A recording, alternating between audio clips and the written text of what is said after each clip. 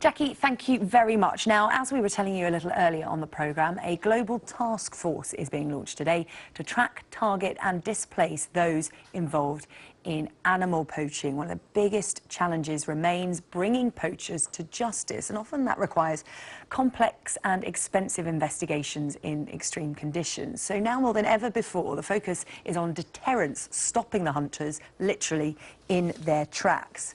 Well, to talk more about this, our next guest has helped to develop an intelligent surveillance software. Colleen Glaeser is here. Good morning to you, Colleen. Good morning. Now, this comes from a particular point of interest for you because you own a safari park in South Africa. How big a problem is poaching that made you want to develop this software? Well, first of all, I never developed the software. I do own a park in South Africa, so I'm completely passionate about wildlife and rhinos and the atrocities surrounding rhino poaching. So I think being involved in surveillance with the events of AI and deep learning, for me, it was a case of I had to do something and apply the knowledge within my company to make sure that we could put an end to it.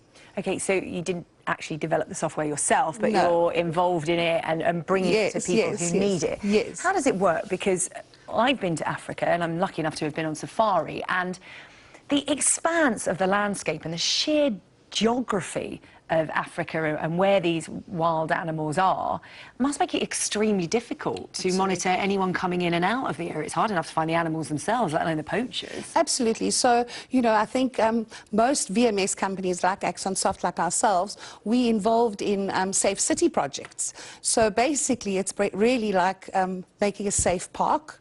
And most of the parks have perimeters around them. So we're saying, you know, embed the intelligent VMS software behind the cameras. And with this particular software from Axxon, it'll tell the difference between a human and an animal. And thus it becomes proactive rather than reactive.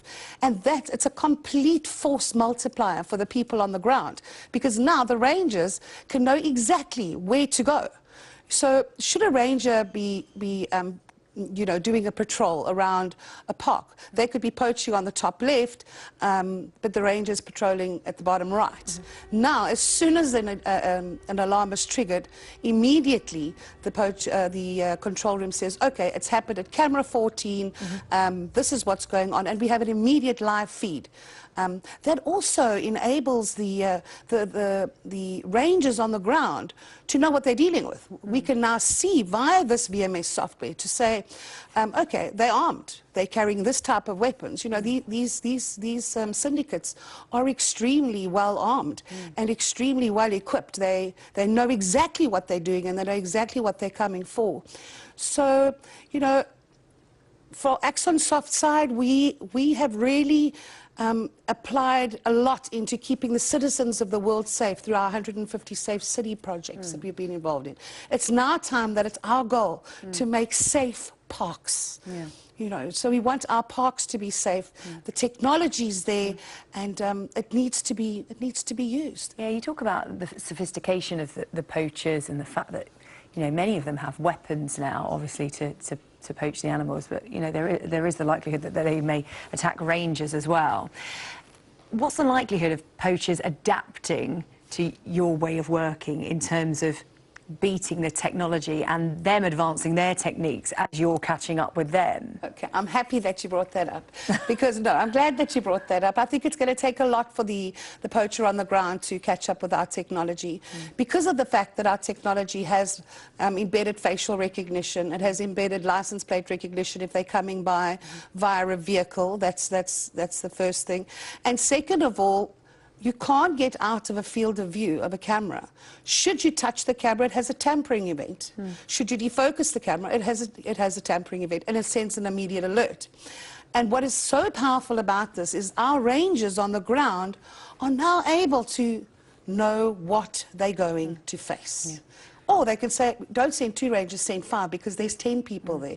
And being able to see what's happening, or what you're approaching, what type of scene you're approaching. It's keeping the animals and the rangers safe. Absolutely, yes. Okay, Colleen, really interesting to hear from you. Thank you very much, Colleen Glaeser there from AxxonSoft, who also owns a safari park in South Africa as well and is busy keeping those animals safe. Thank you so much. Thank you so much. Right, so let's have a look at the weather now. We've been talking about Hurricane Michael a lot today, but a little closer to home. Naz has the details for you. Yes, for us, we've got a storm on its way. It's the third named storm of the season, named by Met Aaron. It's Storm Callum, and that's going to bring heavy rain and severe gales for tomorrow. From a fresh coastal breeze to watching the sunset on the Australian outback.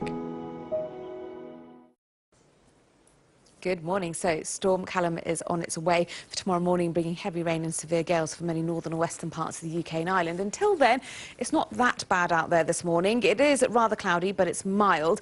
The north of Scotland, though, is sunny and cooler. There are showers around eastern and northern parts of England and the southwest of Scotland, and there are a line of heavy downpours across parts of Ireland as well. Now, both of these bands of rain and showers will be moving northeastwards throughout today. In between, there will be sunny spells, and in fact,